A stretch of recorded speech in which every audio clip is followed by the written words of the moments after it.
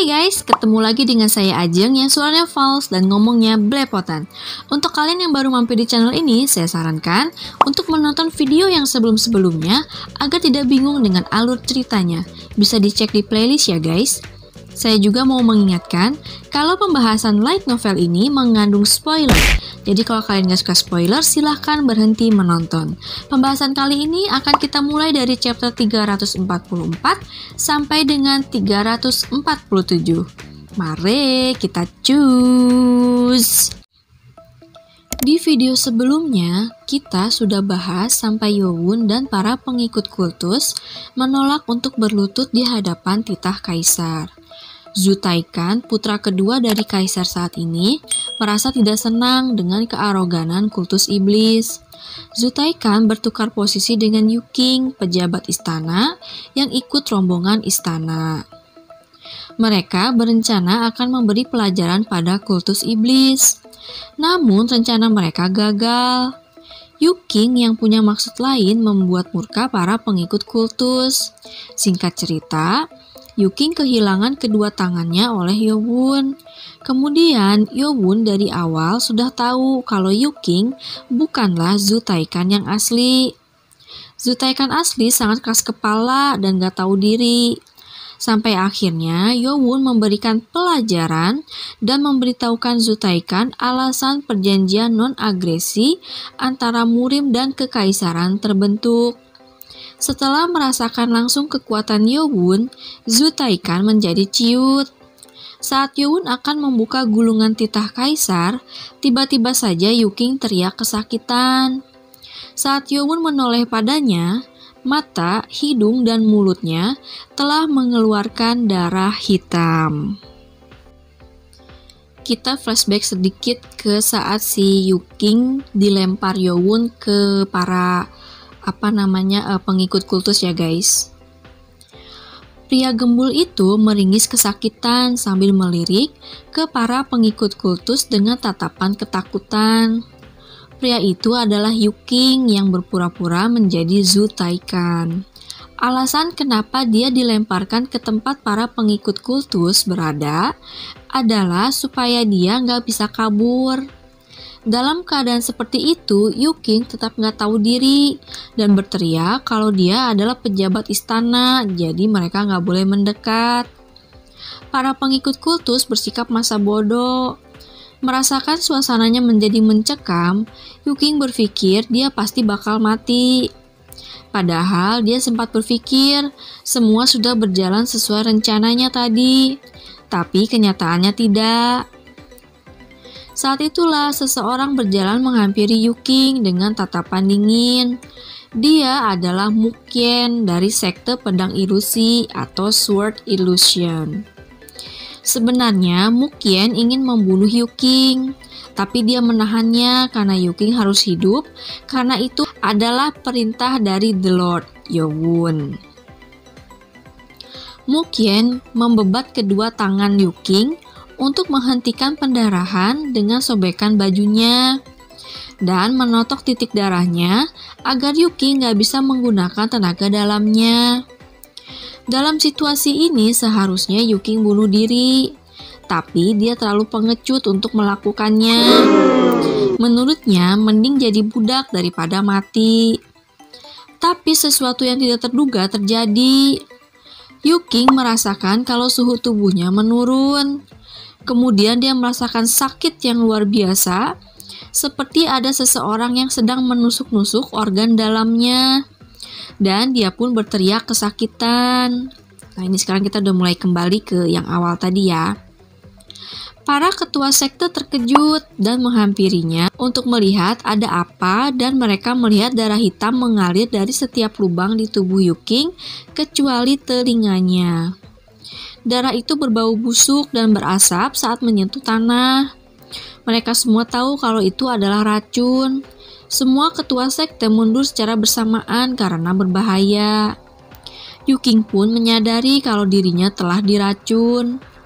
Yon Namgun yang melihat kejadian itu bingung. Siapa yang meracuni Yu Qing?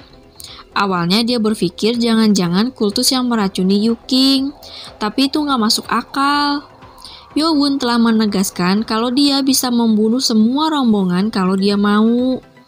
Jadi Yowun gak perlu menggunakan racun, bikin repot aja kan.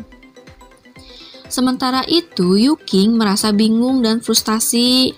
Sebenarnya siapa yang meracuni dia? Sebelum dia dikirim menyusup ke sisi Raja Zutaikan untuk menjalankan bagian ketiga dari rencana agung mereka, tubuhnya telah ditanami oleh seekor kelabang. Tapi itu untuk mencegah Yuking membocorkan rahasia mereka. Tapi dia sama sekali nggak tahu soal racun. Lagi pula kelabang itu akan meledakkan diri untuk membunuh inangnya. Udah jelas itu bukan karena kelabang, tapi karena racun yang lain. Yuking bisa merasakan kalau racunnya telah menyebar ke seluruh tubuhnya. Saat itulah dia teringat akan satu orang, Master Golok Racun. Dia teringat kalau 2 hari yang lalu sebelum dia pergi, dia bertemu dengan Master Golok Racun. Master Golok Racun adalah yang paling berbahaya di antara 6 master lainnya. Mungkin maksudnya Master Racun lah ya, dari Blade God Six Martial. Yuking sebenarnya merasa takut padanya, tapi master itu memberikannya uang dan makanan yang lezat sebelum dia pergi. Sepertinya racunnya dari makanan itu. Meloon ya orang teh. Geus nyawa eta tukang racun, malah makan makanan yang dikasih sama tukang racun. Ya Allah. Gak lama Yuking mulai memuntahkan banyak darah dan kejang-kejang. Sekarang racunnya sudah menyebar dan keluar dari seluruh tubuhnya, jadi dari kulit-kulitnya juga keluar. Saat itulah Yowun dengan cepat menghampiri Yuking. Para ketua sekte berusaha mencegah Yowun karena berbahaya. Tapi Yowun sudah berada di sisi Yuking dan memeriksa keadaannya. Yowun sudah mencapai level Supreme Master tahap akhir. Jadi nggak akan ada racun yang akan mempan padanya.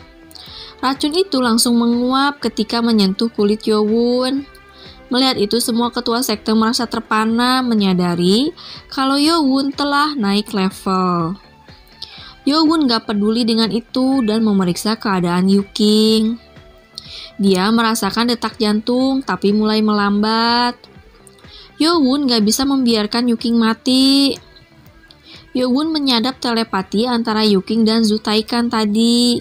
Dan tahu kalau Yuking telah mengabaikan perintah Zutaikan dan bermaksud untuk mengadu kekaisaran dan kultus iblis.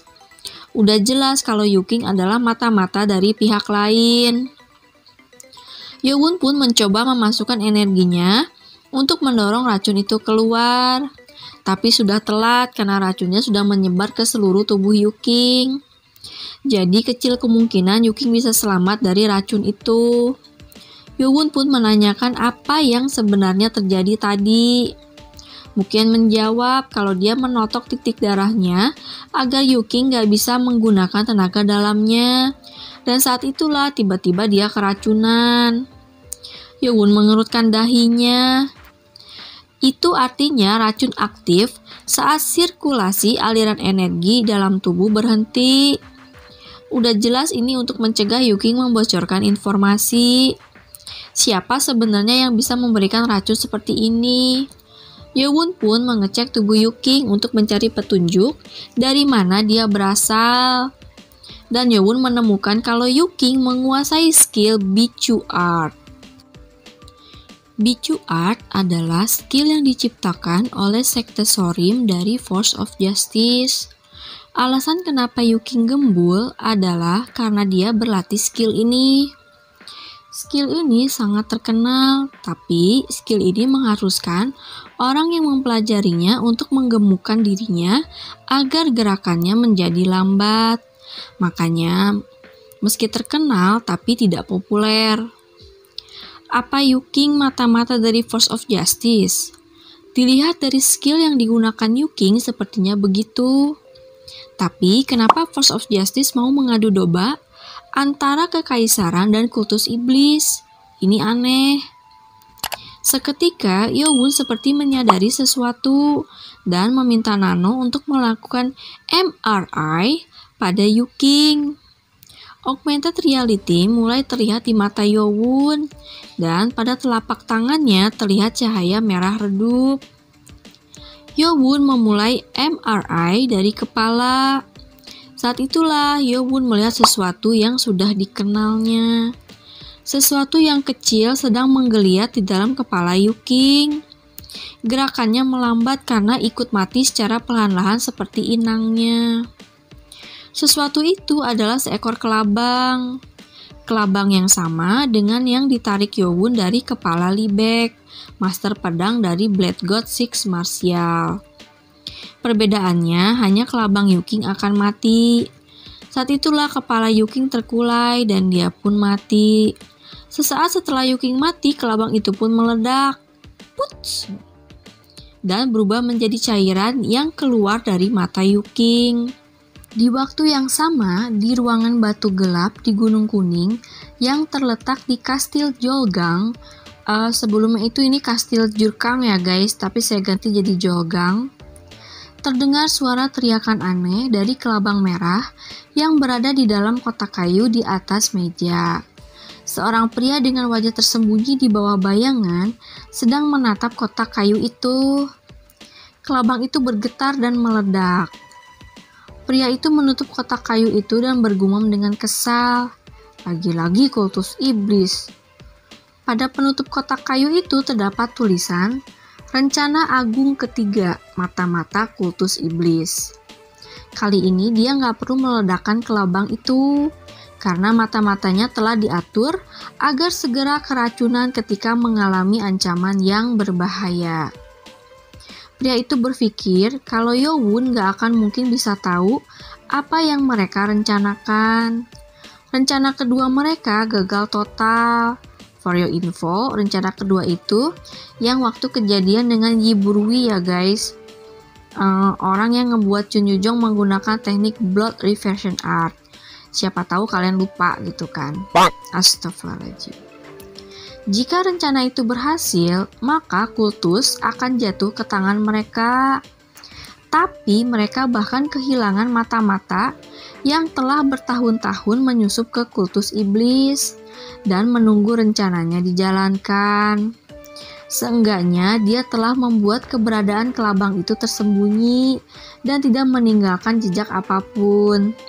Jadi mustahil kultus akan tahu siapa dalang dibalik semua kejadian itu. Mikirnya sih begitu. Ada satu hal yang pria itu nggak tahu, yaitu keberadaan Nano. Yowon bahkan udah tahu tentang kelabang itu. Jadi sekte Blade God Six Martial atau dalangnya, pikir si Yowon dengan geram. Yowon nggak tahu sudah seberapa besar pengaruh sekte Blade God Six Martial itu sekarang. Dia jadi penasaran dengan isi titah kaisar. Saat Yowon membuka gulungan titah kaisar, semua pengawal kekaisaran dan 2000 prajurit kekaisaran berlutut dan kemudian menunduk.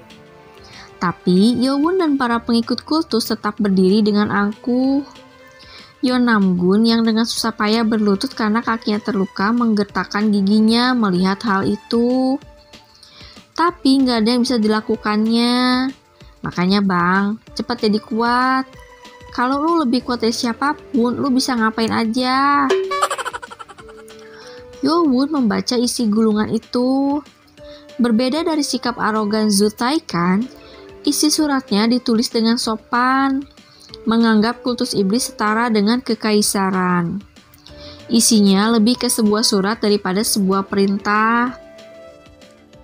Saya ingin mengundang para pahlawan dan tamu yang berharga ke istana dalam rangka memperbaharui perjanjian non-agresi untuk penerus saya di masa depan. Gulungan itu memang ditunjukkan kepada Yowon dan tanggal pertemuan itu bulan depan. Tapi isinya bukan hanya ditujukan kepada Yowon saja. Zhu Taikan shock saat Yowon tiba-tiba sudah berada di hadapannya. Astagfirullahaladzim bang, kaget gua. Yowon memperlihatkan gulungan titah kaisar dan bertanya, apa Zhu Taikan tahu isi dari gulungan titah kaisar itu? Zhu Taikan menjawab secara garis besar dia tahu. Meskipun gulungan itu dibuat oleh kaisar dan gak sembarang orang bisa melihat isinya, tapi Zutaikan sudah tahu isinya karena kaisar telah memberitahukannya sendiri. Yowun melanjutkan bertanya, apa Zutaikan tahu siapa saja yang mendapat undangan itu? Zutaikan agak ragu, tapi mengatakannya juga, toh Yowun bakal tahu juga nantinya. Undangan itu dikirim kepada setiap faksi. Yowun kaget. Yowun mengerutkan keningnya.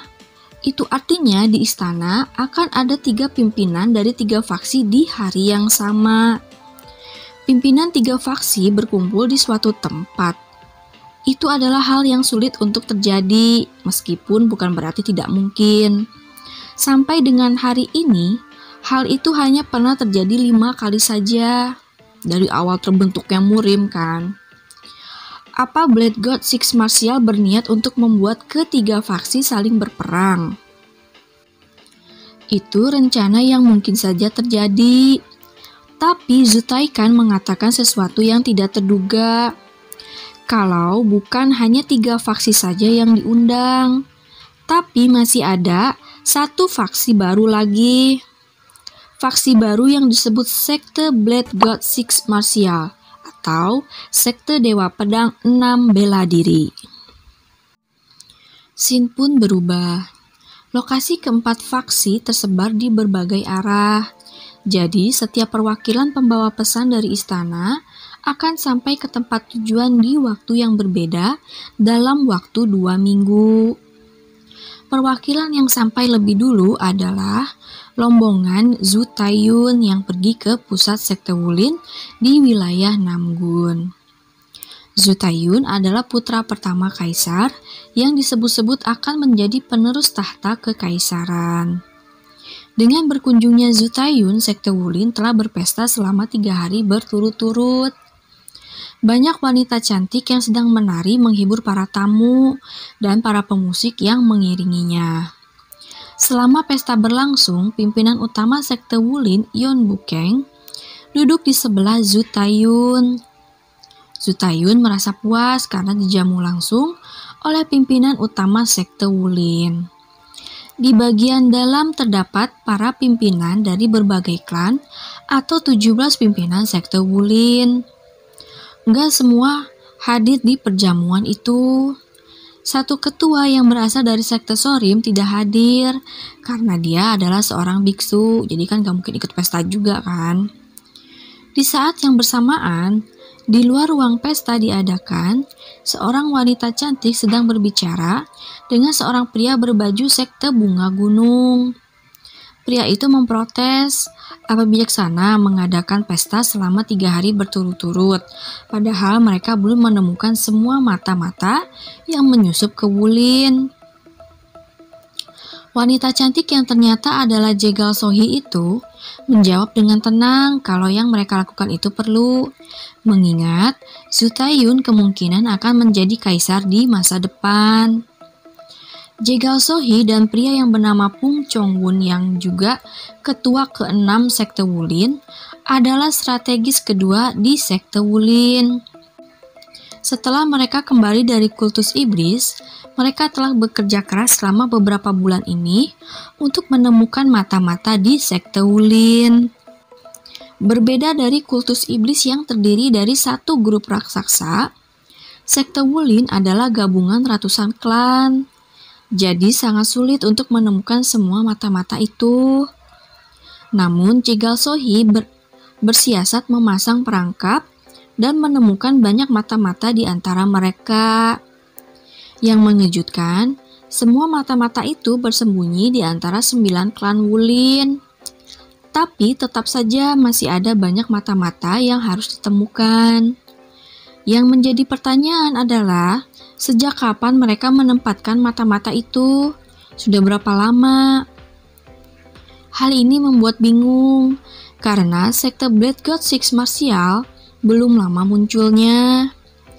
Sepertinya musuh sudah ada sejak lama, hanya saja baru muncul sekarang. Saat itu, Pung Chongwun berkata kalau dia merasa curiga. mengenai undangan ke istana, pasti Blade God Six Martial ikut terlibat juga. Jegal Sohee setuju dengan pendapat Pung Chong-won. Sebenarnya hal ini telah diprediksi oleh para ketua Wulin. Gak mungkin mereka gak waspada pada faksi baru yang tiba-tiba muncul. Padahal aslinya hanya ada 3 faksi saja. Pung Chong-won pun penasaran apa yang akan dilakukan oleh kultus iblis dan Force of Evil. Gak seperti Wulin, kedua faksi itu selalu mengirimkan perwakilan mereka pada acara pembaharuan perjanjian ini. Dengan kemungkinan besar faksi baru ini akan menjalankan trik licik, sepertinya pimpinan kedua faksi nggak akan datang. Tapi Jegal Sohee yakin kalau The Lord Kultus Iblis akan datang. Pung Chong-won bertanya kenapa Jegal Sohee begitu yakin. Jegal Sohee bertanya apa Pung Chong-won masih ingat dengan putra mahkota yang sekarang telah naik tahta menjadi The Lord. Kesan Pung Chong-won terhadap Yo-won begitu dalam. Awalnya Pung Chong-won menganggap Yo-won sebagai putra mahkota biasa, tapi ternyata tidak begitu. Yo-won adalah orang pertama yang bisa mendeteksi kalau mereka telah dijebak dan membantu mereka saat ada di kultus iblis. Walau sebenarnya Yo-won nolong mereka bukan karena Yo-won bersimpati pada mereka sih, cuma kebetulan aja gitu musuhnya sama. Dan mereka mendengar kalau Yo-won sudah naik tahta menjadi The Lord gak lama setelahnya. Menurut Jegal Sohee, kalau dia berada di posisi Yo-won, dia bakal mencoba menjebak Blade God Six Martial. Dan The Lord yang sekarang pasti memiliki rencana yang bahkan Jegal Sohee aja gak akan kepikiran. Jadi menurutnya Yo-won gak akan membuang kesempatan ini. Jegal Sohee mengagumi Yo-won. Mereka memang gak tahu bakal ada jebakan apa yang menanti mereka. Tapi ini adalah pertama kalinya Blade God Six Martial akan menunjukkan diri mereka. Kalau pimpinan mereka muncul juga, ini bakal jadi kesempatan yang bagus. Jegal Sohee begitu yakin Yo-won gak bakal melewatkan kesempatan ini. Saat itulah seorang pria berpakaian putih dan berusia awal 30-an muncul dan mengatakan kalau Yo-won hadir berarti itu bagus. Jegal Sohee terkejut.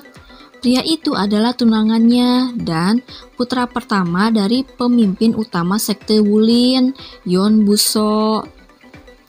Yeon Buso disebut-sebut sebagai masa depan Force of Justice. Pung Chong-won terpana dengan kekuatan Yeon Buso yang gak bisa dirasakannya, padahal dirinya berada di level superior master. Tapi dunia ini memang adil, pikir Pung Chong-won. Tadinya dia selalu berpikir kalau gak akan ada yang bisa menandingi kekuatan Yeon Buso.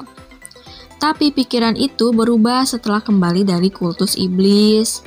Sepertinya pasti bakal ada seseorang yang lebih kuat dari orang lainnya di dunia ini. Kalau nggak salah si Yeon Buso ini ada di level Supreme Master tahap awal, tapi bener-bener baru awal banget. Jadi kayak dia tuh baru ketok pintu, tok tok tok, assalamualaikum, tapi belum diizinin masuk gitu. Apaan sih Jong? Jegal Sohee bingung dengan pernyataan Yeon Buso. Yeon Buso berkata kalau akhirnya dia bisa ketemu dengan pria yang sering dibicarakan oleh Jegal Sohee, Pung Chong-won, dan Moyong dengan rasa kagum. Jegal Sohee kaget, padahal waktu dia cerita tentang Yo-won, Yeon Buso cuek aja seakan-akan gak peduli. Tapi ternyata kepikiran juga toh. Jegal Sohee berkata dia gak tahu kalau Yeon Buso ingin bertemu dengan Yo-won. Yeon Buso beralasan gimana pun mereka berada di generasi yang sama, kayak sama-sama bakal ngewarisi kedudukan ayah mereka. Meskipun Yo-won udah lebih dulu naik tahta sih. Yeon Buso berkata begitu sambil tersenyum, tapi matanya terlihat sangat serius. Jegal Sohee jadi penasaran apa sih yang lagi dipikirin Yeon Buso. Tapi Jegal Sohee menganggapnya mungkin Yeon Buso menganggap Yo-won sebagai rivalnya. 7 hari telah berlalu sejak Zu Taikan sampai di kultus iblis. Selama 7 hari Zu Taikan tinggal di istana dalam. Awalnya dia takut dengan Yowon dan para pengikut kultus, sampai buru-buru meminta jawaban atas undangan kaisar kemudian pergi dah gitu kan. Tapi Yowon berkata kalau dia butuh waktu untuk berpikir dan menawarkan Zutaikan untuk beristirahat dulu. Jadi dia kepaksa nginep deh di kultus. Namun di luar ekspektasinya, ternyata kultus iblis melayaninya dengan sangat baik. Dia udah seuzon duluan kalau kultus bakal semena-mena padanya. Zutaikan bingung sebenarnya apa sih yang dipikirin kultus. Awalnya Zutaikan gak bisa menerima perubahan sikap kultus yang juk-juk jadi baik gitu kan. Ya Allah. Tapi dia mulai terbiasa dengan pelayanan memuaskan kultus dan menikmatinya.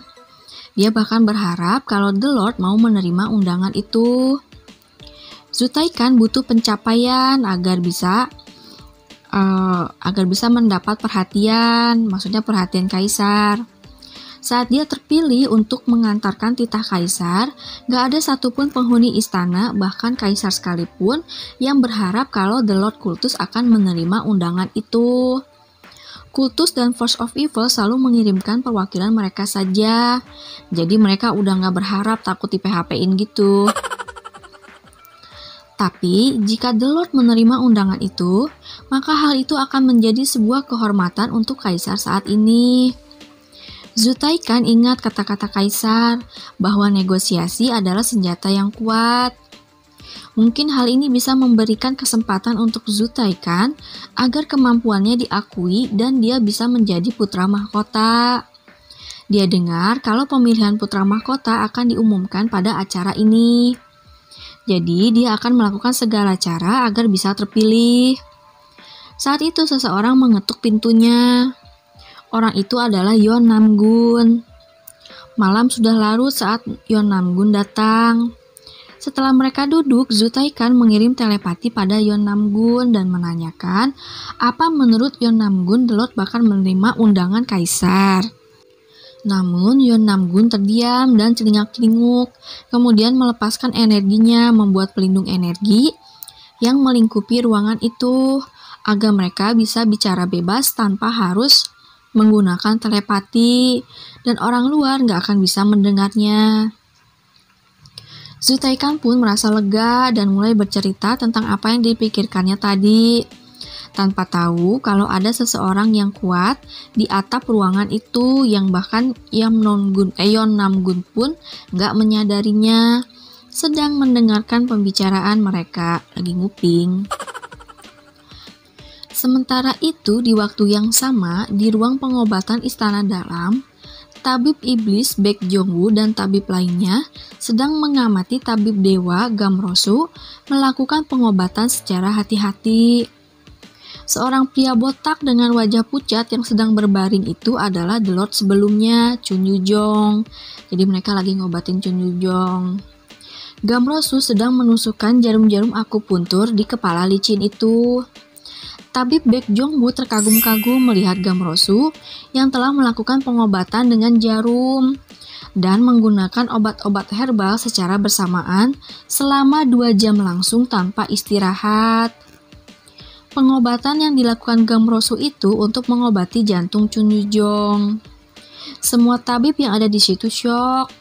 Baek Jong-woo pun merasa bangga pada kemampuannya dan dia telah berlatih hampir seumur hidupnya. Tapi teknik yang digunakan Gamrosu berada di level yang berbeda. Lengan Gamrosu yang kekar menjadi bukti nyata kalau dia memang tabib yang luar biasa hebat. Karena bahkan setelah 2 jam non-stop pun, dia belum terlihat kelelahan. Rasanya sulit dipercaya kalau Gamrosu adalah seorang nenek-nenek. Baek Jong-woo memang mempelajari ilmu tenaga dalam, tapi tidak dengan ilmu fisiknya. Setelah melihat Gamrosu, dia berpikir untuk mulai melatih fisiknya juga. Setelah beberapa menit, Gamrosu pun selesai melakukan pengobatan. Dia meminta tabib Baek Jong-woo dan yang lainnya untuk mencabut semua jarum-jarum itu setelah 2 jam. Dan Gamrosu sendiri harus istirahat karena kelelahan. Tabib Baek Jong-woo dengan senang hati melakukannya, karena memang itu adalah tugasnya. Dan dia sudah merasa puas karena bisa melihat secara langsung Gamrosu melakukan pengobatan. Saat keluar ruangan, Yowon telah menunggunya bersama dengan right dan left guardian, maksudnya nunggu si Gamrosu. Yowon menanyakan keadaan ayahnya. Gamrosu mengatakan kalau kerusakan pada jantungnya memang sudah parah, tapi dia berhasil mengobatinya dan Chun Yu-jong akan baik-baik saja. Memang mereka masih harus mengawasinya, tapi Chun Yu-jong akan sadar sekitar 2 minggu lagi. Hal ini sungguh luar biasa. Gamrosu telah melakukan sesuatu yang bahkan Nano dengan pengetahuan tentang pengobatan ratusan tahun lebih maju dan kemampuan MRI nggak bisa mengobatin Chun Yu-jong. Tapi mungkin itu karena yang dialami Chun Yu-jong adalah luka dari ilmu bela diri yang masih banyak misterinya, yang bahkan di masa depan pun tidak dapat diprediksi. Yowon berterima kasih pada Gamrosu dan mempersilahkan Gamrosu untuk beristirahat karena dia terlihat kelelahan. Saat itulah Hwan Yi menghampiri Yowon dengan terburu-buru dan berkata kalau dia sudah menemukannya. Menemukan apa tuh? Keesokan harinya, pasukan rombongan kekaisaran telah selesai beres-beres dan siap untuk pergi. Semua prajurit telah berbaris rapih di gerbang utara. Mereka hanya tinggal menunggu sinyal untuk berangkat saja. Para pengikut kultus dan bahkan Yowon pun ikut mengantar kepulangan Zu Taikan.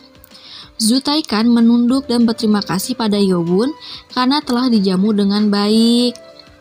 Meskipun kesan pertamanya sangat buruk, tapi Zu Taikan merasa puas dengan pelayanan kultus. Satu-satunya hal yang masih mengganjal adalah keputusan Yowon. Apa dia akan menerima undangan atau tetap akan mengirim perwakilan saja? Seorang pelayan wanita telah menunggu di sisi Yowon sambil membawa nampan berisi sebuah gulungan dengan caprot kultus. Zu Taikan bertanya pada Yowon tentang hal itu dengan wajah penuh harap. Karena kalau Yowon akan hadir secara langsung, maka itu akan menjadi pencapaian yang luar biasa. Karena kultus gak pernah mau hadir selama ini. Sayangnya Yowon menjawab kalau dia minta maaf karena tidak akan hadir dan akan mengirimkan perwakilan saja seperti biasa. Zu Taikan merasa kecewa, begitu juga dengan Yeon Namgun dan para pengawal istana yang telah diperlakukan dengan baik selama mereka tinggal di kultus. Jadi mereka pun berharap Yowon akan menerima undangan kaisar. Yowon pun mengucapkan salam perpisahan. Zu Taikan yang kecewa berat tidak mau menoleh lagi pada para pengikut kultus dan memerintahkan mereka untuk segera berangkat. 2.000 prajurit kekaisaran mulai berangkat pulang menuju kekaisaran. Di dalam kereta kuda, Zu Taikan menatap kesal pada gulungan yang berisi jawaban Yowon dan menendangnya. Kalau memang gak mau hadir, kenapa mereka harus diperlakukan dengan baik? Kan dia jadi berharap, pikir Zu Taikan kesal. Zu Taikan ingin meneriakkan kekesalannya, tapi ditahannya karena akan terlihat kekanak-kanakan. Jadi dia hanya ngedumel, ngejelek-jelekin Yowon segala macam. Gimana sih kalau lagi kesel? Saat itulah Zu Taikan shock melihat seseorang melompat turun dari atas kereta kuda seperti sehelai bulu. Padahal dia nggak merasakan kehadiran siapapun dari saat mereka berangkat tadi. Tapi gimana bisa Yowon juk-juk ada di situ? Secara refleks, Zu Taikan akan meneriakkan nama Yowon, tapi sebuah energi kuat membekap mulutnya. Zu Taikan menatap Yowon dengan tidak percaya. Duh, sejak kapan Yowon ada dalam kereta kudanya? Mana dia udah ngejelek-jelekin Yowon pula gitu kan karena kesal. Keringet dingin dia. Yowon tersenyum dingin dan berkata melalui telepati, "Lu kesel kan sama gue yang mulia? Ayo ngaku." Wajah Zu Taikan menjadi pucat dan dia pun menggeleng dengan panik. Bersambung. Oke deh guys, sampai sini dulu ya. Saya ngomongnya udah ngaco karena ngantuk. Jangan lupa untuk baca manhwanya di webtoonnya ya guys. Klik love, add favorite, sama kasih rate yang tinggi ya guys. Biar autornya semangat buat manhwanya. Kalau ada kritik dan saran, tulis aja di kolom komentar ya guys. See you guys, bye-bye. Assalamualaikum.